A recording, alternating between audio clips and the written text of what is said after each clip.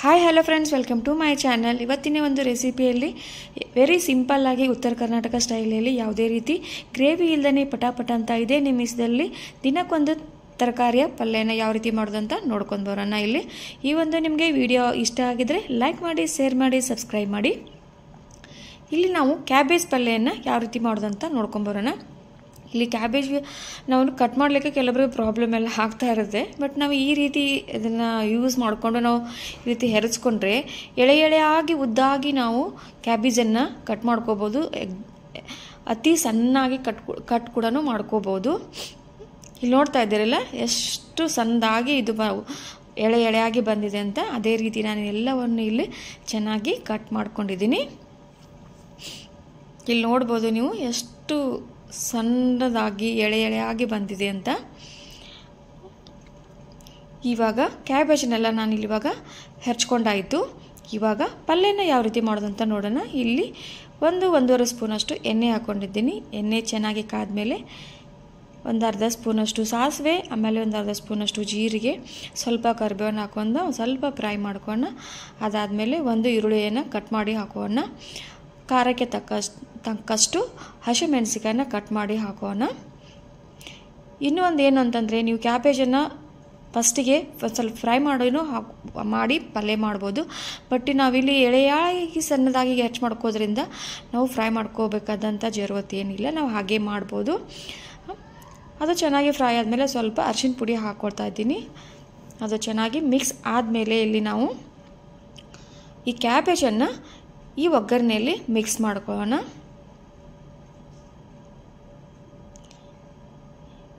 ಇವಾಗ ನಿಧಾನವಾಗಿ ನಾವು ಈ ಕ್ಯಾಬೇಜನ್ನು ಈ ಒಗ್ಗರಣೆಯಲ್ಲಿ ಚೆನ್ನಾಗಿ ಮಿಕ್ಸ್ ಮಾಡ್ಕೋತಾ ಹೋಗೋಣ. ಇಲ್ಲಿ ನೋಡ್ತಾ ಇದ್ದೀರಲ್ಲ, ಇದು ಚೆನ್ನಾಗಿ ಮಿಕ್ಸ್ ಆಗಿದೆ. ಇಲ್ಲಿ ಇವಾಗ ರುಚಿಗೆ ತಕ್ಕಷ್ಟು ಉಪ್ಪನ್ನು ಹಾಕೋತಾ ಇದ್ದೀನಿ. ಉಪ್ಪು ಹಾಕೊಂಡ್ಮೇಲೆ ಇನ್ನೊಂದು ಸತಿ ನಾವು ಚೆನ್ನಾಗಿ ಮಿಕ್ಸ್ ಮಾಡ್ಕೊಳ್ಳೋಣ. ಇಲ್ಲಿ ನೋಡ್ತಾ ಇದ್ದೀರಲ್ಲ ಎಷ್ಟು ಚೆನ್ನಾಗಿದ್ದು ಕಲರ್ ಬಂದಿದೆ ಅಂತ. ಇವಾಗ ಲಿಡ್ ಕ್ಲೋಸ್ ಮಾಡ್ಕೊಂಡು ಒಂದು 2 ನಿಮಿಷ ನಾವು ಬೇಯಿಸ್ಕೊಂಡ್ರೆ ಸಾಕಾಗುತ್ತೆ. ಇವಾಗ ಚೆನ್ನಾಗಿದ್ದು ಕೋಬಿಸ್ ಪಲ್ಯ ಚೆನ್ನಾಗಿ ಬೇಯ್ದಿದೆ. ಎಲೆಕೋಸು ಅಂತಲೂ ಇದಕ್ಕೆ ಕರೀತಾರೆ, ಕ್ಯಾಬೇಜ್ ಪಲ್ಯ ಅಂತಲೂ ಕರೀತಾರೆ. ಇವಾಗ ಕ್ಯಾಬೇಜ್ ಪಲ್ಯ ಇವಾಗ ರೆಡಿಯಾಗಿದೆ, ನೋಡ್ತಾ ಇರ್ಬೋದು. ಲಾಸ್ಟಿಗೆ ನಾನು ಸ್ವಲ್ಪ ಕೊತ್ತಂಬರಿ ಸೊಪ್ಪನ್ನು ಉದುರಿಸ್ಕೊತಾ ಇದ್ದೀನಿ. ಇವಾಗ ಕ್ಯಾಬೇಜ್ ಪಲ್ಯ ರೆಡಿಯಾಗಿದೆ. ಇದನ್ನು ಚಪಾತಿ ರೋಟಿ ಜೊತೆ ಆರಾಮಾಗಿ ಸರ್ವ್ ಮಾಡ್ಕೋಬೋದು. ತುಂಬ ರುಚಿಯಾಗಿರುತ್ತೆ, ಅಷ್ಟೇ ಟೇಸ್ಟಿಯಾಗಿ ಕೂಡ ಇರುತ್ತೆ.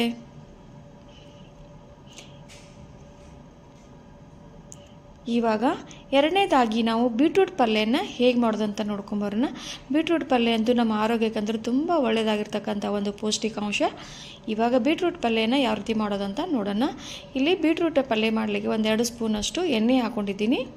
ಎಣ್ಣೆ ಚೆನ್ನಾಗಿ ಕಾದ್ಮೇಲೆ ಜೀರಿಗೆ, ಸಾಸಿವೆ, ಆಮೇಲೆ ಸ್ವಲ್ಪ ಶುಂಠಿಯನ್ನು ಹಾಕೋತಾ ಇದ್ದೀನಿ. ಶುಂಠಿ ಬೆಳ್ಳುಳ್ಳಿ ಕಟ್ ಮಾಡಿ ಇಟ್ಕೊಂಡಿದ್ದೆ ಸಣ್ಣದಾಗಿ, ಅದನ್ನು ಸೇರಿಸ್ಕೊತಾ ಇದ್ದೀನಿ. ರುಚಿಗೆ ತಕ್ಕಷ್ಟು ನಮಗೆ ಖಾರ ಎಷ್ಟು ಬೇಕೋ ಅಷ್ಟು ಹಸಿಮೆಣಸಿನ್ಕಾಯಿ, ಸ್ವಲ್ಪ ಕರಿಬೇವನ್ನು ಹಾಕೋತಾ ಇದ್ದೀನಿ.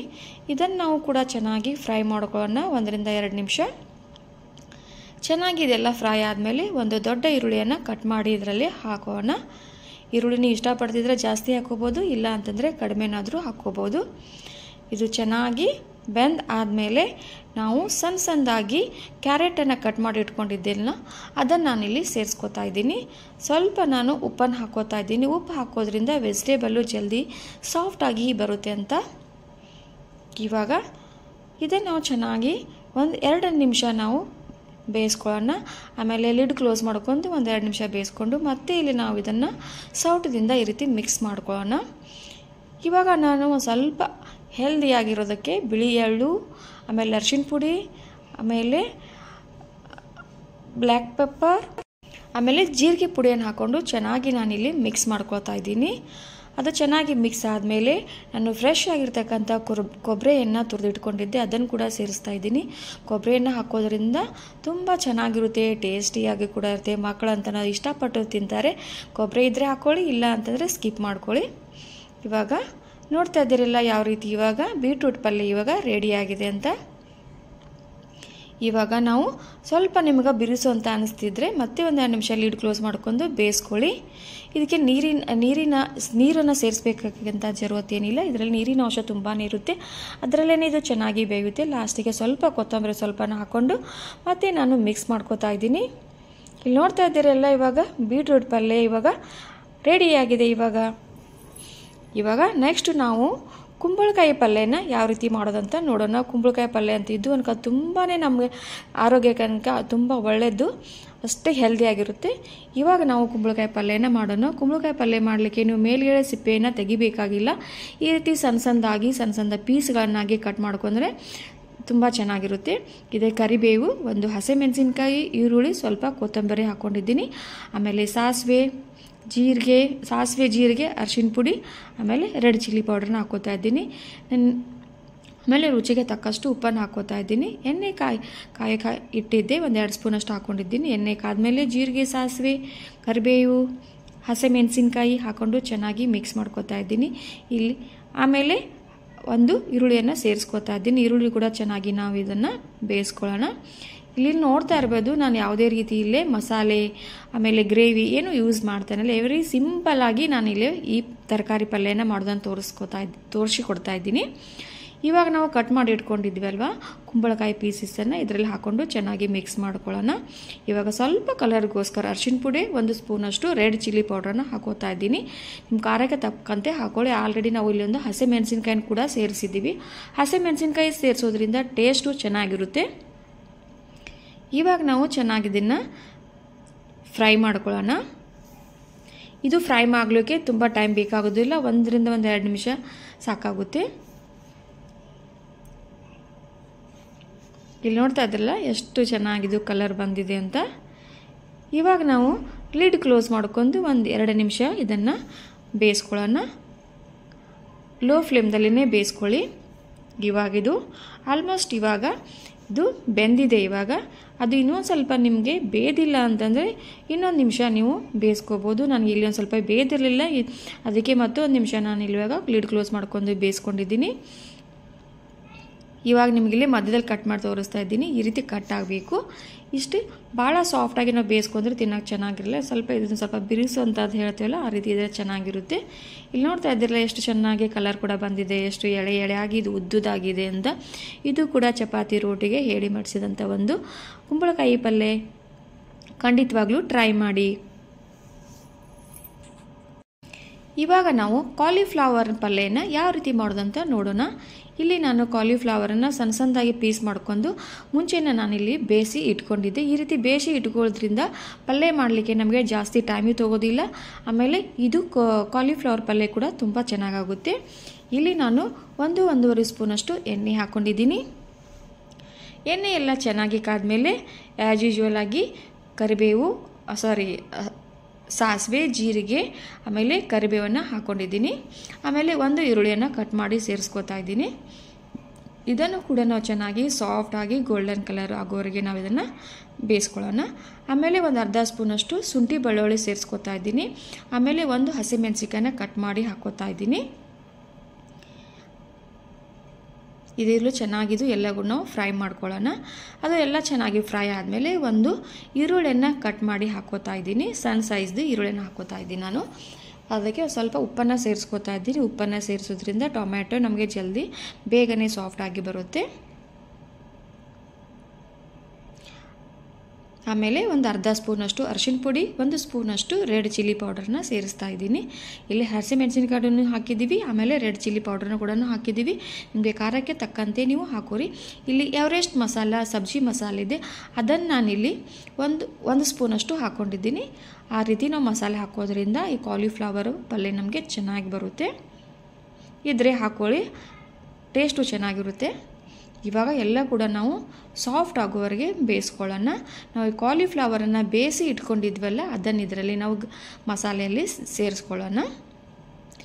ನಾವು ಮುಂಚೆನೇ ಬೇಯಿಸಿ ಇಟ್ಕೊಳ್ಳೋದ್ರಿಂದ ನಮಗೆ ಪಲ್ಯ ಮಾಡಲಿಕ್ಕೆ ಈಜಿ ಆಗುತ್ತೆ. ನಾವು ಬೇಯಿಸಲಿಲ್ಲ ಅಂತಂದರೆ ಇದು ನಾವು ಬೇಯಬೇಕಾದ್ರೆ ತುಂಬ ಸಮಯ ತಗೋತೆ, ಅದಕ್ಕೋಸ್ಕರ ನೀವು ಇಟ್ಕೊಂಡೇ ಮಾಡಿ ಚೆನ್ನಾಗಿರುತ್ತೆ. ಇವಾಗ ಲಿಡ್ ಕ್ಲೋಸ್ ಮಾಡ್ಕೊಂಡು 1-2 3 ನಿಮಿಷ ನಾವು ಬೇಯಿಸ್ಕೊಳ್ಳೋಣ. ನೋಡ್ತಾ ಇದ್ದೀರಲ್ಲ, ಇವಾಗ ಆಲ್ಮೋಸ್ಟ್ ಇವಾಗ ಕಾಲಿಫ್ಲವರ್ ಪಲ್ಯ ರೆಡಿಯಾಗಿದೆ. ಲಾಸ್ಟಿಗೆ ಒಂದು ಸ್ವಲ್ಪ ನಾವು ಪುದೀನ ಸೊಪ್ಪು ಆಮೇಲೆ ಸೇರಿಸ್ಕೊತಾ ಇದ್ದೀನಿ. ಪುದೀನ ಸೊಪ್ಪು ಹಾಕೋದ್ರಿಂದ ಫ್ಲೇವರು ತುಂಬಾ ಚೆನ್ನಾಗಿರುತ್ತೆ. ನೀವು ಇಷ್ಟಪಡ್ತಿದ್ರೆ ಹಾಕ್ಕೊಳ್ಳಿ, ಇಷ್ಟಪಡಲ್ಲ ಅಂತಂದರೆ ಸ್ಕಿಪ್ ಮಾಡ್ಕೊಳ್ಳಿ. ಇವಾಗ ಕಾಲಿಫ್ಲವರ್ ರೆಡಿಯಾಗಿದೆ. ಇದು ಕೂಡ ಚಪಾತಿ, ರೋಟಿ, ಸೈಡ್ ಡಿಶ್ ಆಗಿ ರೈಸ್ ಜೊತೆ ಕೂಡ ತುಂಬ ಚೆನ್ನಾಗಿರುತ್ತೆ. ನೀವು ಒಂದ್ಸತಿ ಖಂಡಿತವಾಗ್ಲೂ ಟ್ರೈ ಮಾಡಿ. ಇಲ್ಲಿ ನೋಡ್ತಾ ಇದ್ದೀರಲ್ಲ, ಎಷ್ಟು ಸಾಫ್ಟಾಗಿ ಕಲರ್ಫುಲ್ಲಾಗಿ ಎಷ್ಟು ಚೆನ್ನಾಗಿ ಬಂದಿದೆ ಅಂತ ನೋಡ್ಬೋದು. ಇದು ನೋಡ್ತಾ ಇದ್ರೇ ಹಾಗೇ ಚಪಾತಿ ರೋಟಿ ಜೊತೆ ತಿನ್ನಬೇಕು ಅಂತ ಅನ್ನಿಸ್ತಾ ಇದೆ. ಅಷ್ಟು ಸಖತ್ತಾಗಿರುತ್ತೆ. ಖಂಡಿತವಾಗ್ಲೂ ನೀವು ಟ್ರೈ ಮಾಡಿ. ನೆಕ್ಸ್ಟು ನಾವು ಇವಾಗ ಬದನೆಕಾಯಿ ಪಲ್ಯನ ಯಾವ ರೀತಿ ಮಾಡೋದು ಅಂತ ನೋಡ್ಕೊಂಡು ಬರೋಣ. ಈ ಬದನೆಕಾಯಿ ನಾನು ಇಲ್ಲಿ ಉದ್ದುದ್ದಾಗಿ ಈ ರೀತಿ ಹೆಚ್ಚಿಟ್ಕೊಂಡಿದ್ದೀನಿ. ಬದನೆಕಾಯಿ ಪಲ್ಯ ಮಾಡಲಿಕ್ಕೆ ಈರುಳ್ಳಿ, ಟೊಮೆಟೊ, ಹಸಿಮೆಣಸಿನ್ಕಾಯಿ, ಕರಿಬೇವು, ಕೊತ್ತಂಬರಿ ಸೊಪ್ಪನ್ನು ತೊಗೊಂಡಿದ್ದೀನಿ. ಆಮೇಲೆ ಆ್ಯಸ್ ಯೂಶುವಲ್ ಆಗಿ ಜೀರಿಗೆ, ಸಾಸಿವೆ ಅಂತ ಇದ್ದಿರುತ್ತಲ್ಲ ಅದನ್ನು ಹಾಕೋತಾ ಇದ್ದೀನಿ.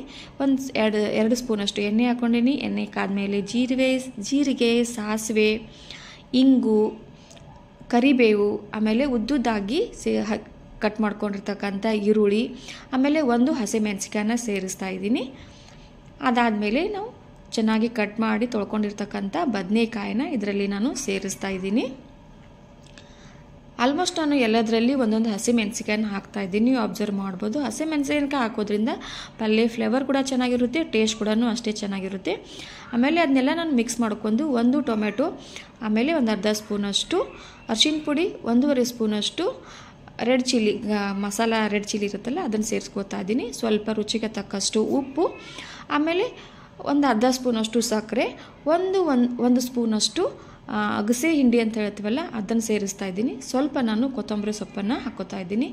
ಇವಾಗ ನಾನು ಎಲ್ಲ ಮಸಾಲೆನೂ ಹಾಕ್ಕೊಂಡು ಈ ರೀತಿ ನಾನು ಜಲ್ಸ್ಕೊತಾ ಇದ್ದೀನಿ. ಈ ರೀತಿ ಜಲ್ಸ್ಕೋದ್ರಿಂದ ಏನಾಗುತ್ತೆ, ನಮ್ಮ ಬದನೆಕಾಯಿ ಪಲ್ಯ ಕಪ್ಪಾಗಿ ಬರೋದಿಲ್ಲ, ಕಲರ್ಫುಲ್ಲಾಗಿ ಚೆನ್ನಾಗಿರುತ್ತೆ ಅಂತ. ಇವಾಗೆಲ್ಲ ನಾನು ಆ ರೀತಿ ಜಲಿಸ್ಕೊಂಡು ಇವಾಗ 1-2 ನಿಮಿಷ ಲಿಡ್ ಕ್ಲೋಸ್ ಮಾಡ್ಕೊಂಡು ಬೇಯಿಸ್ಕೊಂಡಿದ್ದೀನಿ. ಇಲ್ಲಿ ನೀವು ನೋಡ್ತಾ ಇರ್ಬೋದು ಚೆನ್ನಾಗಿ ಇವಾಗ ಬೇದಿದೆ. ಇನ್ನೂ ಸ್ವಲ್ಪ ನನಗೆ ಇದು ಒಂದು ಸ್ವಲ್ಪ ಬದನೆಕಾಯಿ ಸಾಫ್ಟ್ ಇದ್ದರೆ ಚೆನ್ನಾಗಿರುತ್ತೆ ತಿನ್ನೋಕ್ಕೆ ಅಂತ ಹೇಳಿಬಿಟ್ಟು ಮತ್ತೆ 1 ನಿಮಿಷ ನಾನಿಲ್ಲಿ ಬೇಯಿಸ್ಕೊಂಡಿದ್ದೀನಿ. ನಿಮಗೆ ನೀರು ಪಲ್ಯ ತಿಳಬೇಕಂದ್ರೆ ನೀರು ಸೇರಿಸ್ಕೋಬೋದು. ನಾನಿಲ್ಲಿ ನೀರನ್ನು ಸೇರಿಸ್ತಾ ಇಲ್ಲ, ಹಾಗೆ ನಾನು ಇದನ್ನು ಎಣ್ಣೆಯಲ್ಲಿ ಮಾಡಿದ್ದೀನಿ. ಇವಾಗ ಬದನೆಕಾಯಿ ಪಲ್ಯ ರೆಡಿಯಾಗಿದೆ. ಇಲ್ಲಿ ಇದಕ್ಕೂ ಕೂಡ ನಾನು ಲಾಸ್ಟಿಗೆ ಸ್ವಲ್ಪ ಕೊತ್ತಂಬರಿ ಸೊಪ್ಪನ್ನು ಸೇರಿಸ್ಕೋತಾ ಇದ್ದೀನಿ. ಪ್ರತಿಯೊಂದು ಪಲ್ಯಕ್ಕೂ ನಾವು ಎಂಡಿಗೆ ಕೊತ್ತಂಬರಿ ಸೊಪ್ಪು ಹಾಕೋದ್ರಿಂದ ತುಂಬ ಚೆನ್ನಾಗಿರುತ್ತೆ. ಕೊತ್ತಂಬರಿ ಸೊಪ್ಪು ಹಾಕಿದ ಮೇಲೇ ಆ ಪಲ್ಯ ಮುಕ್ತಾಯ ಆಗೋದು. ಇವಾಗ ನೋಡ್ತಾ ಇದ್ದೀರಲ್ಲ, ಬದನೆಕಾಯಿ ಪಲ್ಯ ರೆಡಿಯಾಗಿದೆ. ನೆಕ್ಸ್ಟು ಇವಾಗ ಅವರೆಕಾಯಿ ಪಲ್ಯನ ಹೇಗೆ ಮಾಡೋದಂತ ನೋಡೋಣ. ಇವಾಗ ನಾನಿಲ್ಲಿ ಅವರೆಕಾಯಿಯನ್ನು ಈ ರೀತಿ ನಾನು ಸಣ್ಣದಾಗಿ ಕಟ್ ಮಾಡಿ ಇಟ್ಕೊಂಡಿದ್ದೀನಿ. ಆಮೇಲೆ ತೊಳ್ಕೊಂಡು ಕೂಡ ಇಟ್ಕೊಂಡಿದ್ದೀನಿ. ಸ್ವಲ್ಪ ಎಳೆದಾಗಿದ್ದರೆ ಚೆನ್ನಾಗಿರುತ್ತೆ. ಇವಾಗ ಗ್ಯಾಸ್ ಮೇಲೆ ಒಂದು ಕಡಾಯಿ ಇಟ್ಕೊಂಡಿದ್ದೀನಿ. ಇಲ್ಲಿ ನಾನು 1.5 ಸ್ಪೂನಷ್ಟು ಸಾಸಿವೆ ಎಣ್ಣೆನ ಸೇರಿಸ್ಕೊತಾ ಇದ್ದೀನಿ. ಸಾಸಿವೆ ಎಣ್ಣೆಯಲ್ಲಿ ನಾವು ಪಲ್ಯ ಮಾಡೋದ್ರಿಂದ ಹೆಲ್ತು ಕೂಡ ಒಳ್ಳೆಯದಿರುತ್ತೆ ಮತ್ತು ಪಲ್ಯ ಕೂಡ ಚೆನ್ನಾಗಾಗುತ್ತೆ.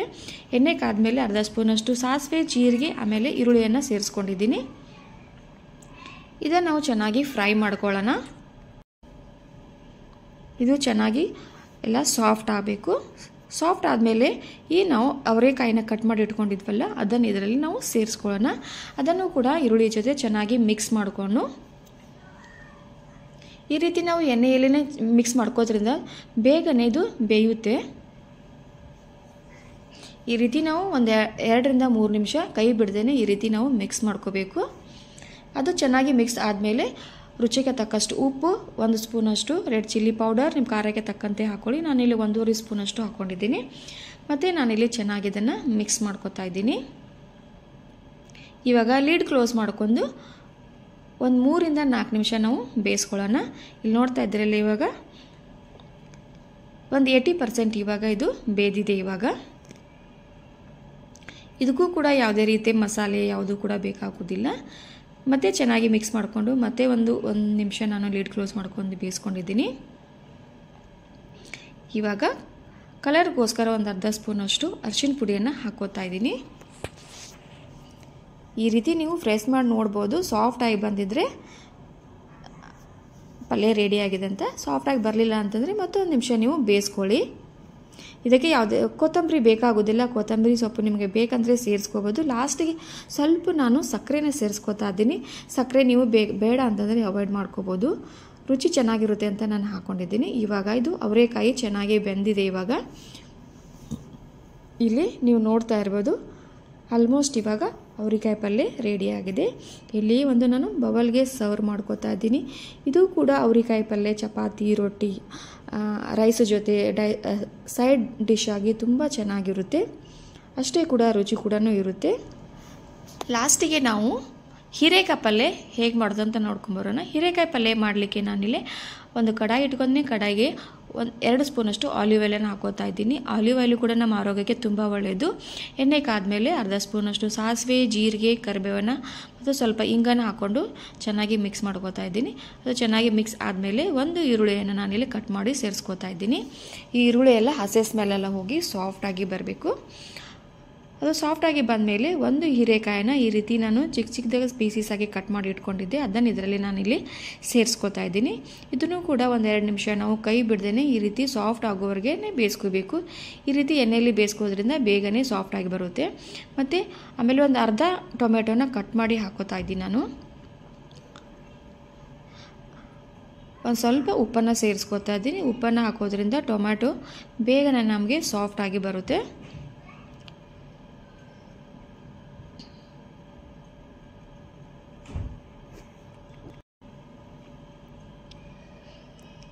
ಇವಾಗ ನಾವು ಚೆನ್ನಾಗಿ ಎಲ್ಲ ಮಿಕ್ಸ್ ಮಾಡ್ಕೊಂಡು ಒಂದು ಲಿಡ್ ಕ್ಲೋಸ್ ಮಾಡ್ಕೊಂಡು ಒಂದು 3 ನಿಮಿಷ ನಾವು ಕಡಿಮೆ ಉರಿಯಲ್ಲಿ ಇದನ್ನು ಬೇಯಿಸ್ಕೊಳ್ಳೋಣ. ನೋಡ್ತಾ ಇದ್ದೀರಲ್ಲ, ಇಲ್ಲಿ ಓಪನ್ ಮಾಡಿ ತೋರಿಸ್ತಾ ಇದ್ದೀನಿ. ಇವಾಗ ಆಲ್ಮೋಸ್ಟ್ ಇದು ಇವಾಗ ಟೊಮೆಟೊ ಆಮೇಲೆ ಹೀರೆಕಾಯಿ ಇತ್ತಲ್ಲ ಎಲ್ಲವನ್ನೂ ಈಗ ಸಾಫ್ಟಾಗಿ ಬಂದಿದೆ. ಇವಾಗ ಇಲ್ಲಿ ನಾನು ಪ್ರೆಸ್ ಮಾಡ್ತಾ ಇದ್ದೀನಿ. ನೋಡ್ತಾ ಇರೋದು ಎಷ್ಟು ಇದು ಸಾಫ್ಟಾಗಿ ಇದು ಪ್ರೆಸ್ ಆಗ್ತಾ ಇದೆ ಅಂತ.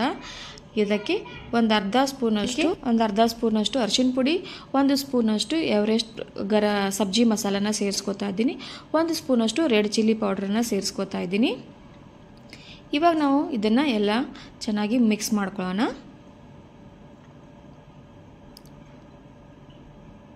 ನೋಡ್ತಾ ಇದ್ದೀರಲ್ಲ ಇವಾಗ ಯಾವ ರೀತಿ ಚೆನ್ನಾಗಿದು ಮಿಕ್ಸ್ ಆಗಿದೆ ಅಂತ. ಲಾಸ್ಟಿಗೆ ನಾನು ಇಲ್ಲಿ ಶೇಂಗಾ ಪೌಡ್ರನ್ನ ಸೇರಿಸ್ಕೋತಾ ಇದ್ದೀನಿ. ಒಂದು 3-4 ಚಮಚೆಯನ್ನು ಶೇಂಗಾ ಪೌಡ್ರನ್ನ ಹಾಕೋದ್ರಿಂದ ಈ ಹೀರೆಕಾಯಿ ಪಲ್ಯ ತುಂಬ ಚೆನ್ನಾಗಿರುತ್ತೆ, ಟೇಸ್ಟಿ ಕೂಡ ಇರುತ್ತೆ. ಮತ್ತು ನಾವು ಇದನ್ನು ಅನ್ನದ ಜೊತೆ ಕೂಡ ಇದನ್ನು ನಾವು ಈ ಪಲ್ಯನ ಯೂಸ್ ಮಾಡ್ಕೋಬೋದು. ಆಮೇಲೆ ಇದಕ್ಕೆ ನಾನು ಸ್ವಲ್ಪ ನೀರನ್ನು ಹಾಕೋತಾ ಇಲ್ಲಿ ಗ್ರೇವಿ ಸ್ವಲ್ಪ ತಿಳುವಾಗಿ ಮಾಡ್ತಾ ಇದ್ದೀನಿ. ಗ್ರೇವಿ ಎಲ್ಲ ತಿಳುವಾಗಿ ಮಾಡ್ತಾ ಇದ್ದೀನಿ. ಇಲ್ಲಿ ನಾನು ಸ್ವಲ್ಪ ನೀರನ್ನು ಸೇರಿಸ್ಕೋತಾ ಇದ್ದೀನಿ. ಇಲ್ಲಿ ನೋಡ್ತಾ ಇರ್ಬೋದು. ಇವಾಗ ಚೆನ್ನಾಗಿ ಮಿಕ್ಸ್ ಮಾಡ್ಕೊಂಡು ಲಿಡ್ ಕ್ಲೋಸ್ ಮಾಡ್ಕೊಂಡು 1-2 ನಿಮಿಷ ನಾನು ಬೇಯಿಸ್ಕೊತಾ ಇದ್ದೀನಿ. ಮತ್ತೆ ಲಿಡ್ ಓಪನ್ ಮಾಡಿ ತೋರಿಸ್ತಾ ಇದ್ದೀನಿ ಯಾವ ರೀತಿ ಇವಾಗ ಹೀರೆಕಾಯಿ ಪಲ್ಯ ರೆಡಿಯಾಗಿದೆ ಅಂತ ನೋಡ್ಬೋದು. ಇವಾಗ ಸಾಫ್ಟಾಗಿ ಬೆಂದಿದೆ. ಪ್ರತಿಯೊಂದು ಹೀರೆಕಾಯಿನೂ ಚೆನ್ನಾಗಿ ಬೇದಿದೆ. ಲಾಸ್ಟಿಗೆ ಸ್ವಲ್ಪ ಕೊತ್ತಂಬರಿ ಸೊಪ್ಪನ್ನು ಹಾಕ್ಕೊಂಡು ಮಿಕ್ಸ್ ಮಾಡ್ಕೋತಾ ಇದ್ದೀನಿ. ನಾನು ನಿಮಗೆ ಹೇಳ್ದೆ ಏನೇ ಕೊತ್ತಂಬರಿ ಸೊಪ್ಪು ಹಾಕಿದ ಮೇಲೇ ಪ್ರತಿಯೊಂದು ಪಲ್ಯನೂ ಮುಕ್ತಾಯ ಆಗೋದಂತ ಹೇಳಿದ್ನಲ್ಲ, ಅದಕ್ಕೆ ಇವಾಗ ಹೀರೆಕಾಯಿ ಪಲ್ಯ ರೆಡಿಯಾಗಿದೆ. ಇವತ್ತು ನೋಡಿದ್ರಲ್ಲ ಫ್ರೆಂಡ್ಸ್, ಉತ್ತರ ಕರ್ನಾಟಕ ಶೈಲಿಯ ಪ್ರತಿಯೊಂದು ತರಕಾರಿ ಪಲ್ಯ ಎಷ್ಟು ಈಸಿಯಾಗಿ ಮತ್ತು ಎಷ್ಟು ಬೇಗನೆ ನಾವು ಮಾಡ್ಬೋದು ಅಂತ ನೋಡಿದ್ರಲ್ಲ. ಈ ಒಂದು ವಿಡಿಯೋ ನಿಮಗೆ, ಈ ಒಂದು ತರಕಾರಿ ಪಲ್ಯ ನಿಮಗೆ ಇಷ್ಟ ಅಂತ ಅನಿಸಿದರೆ ಲೈಕ್ ಮಾಡಿ, ಶೇರ್ ಮಾಡಿ, ಸಬ್ಸ್ಕ್ರೈಬ್ ಮಾಡಿ, ಹಾಗೆ ನಿಮ್ಮ ಫ್ಯಾಮಿಲಿ ಫ್ರೆಂಡ್ಸ್ಗೆಲ್ಲ ಶೇರ್ ಮಾಡಿ. Thank you for watching.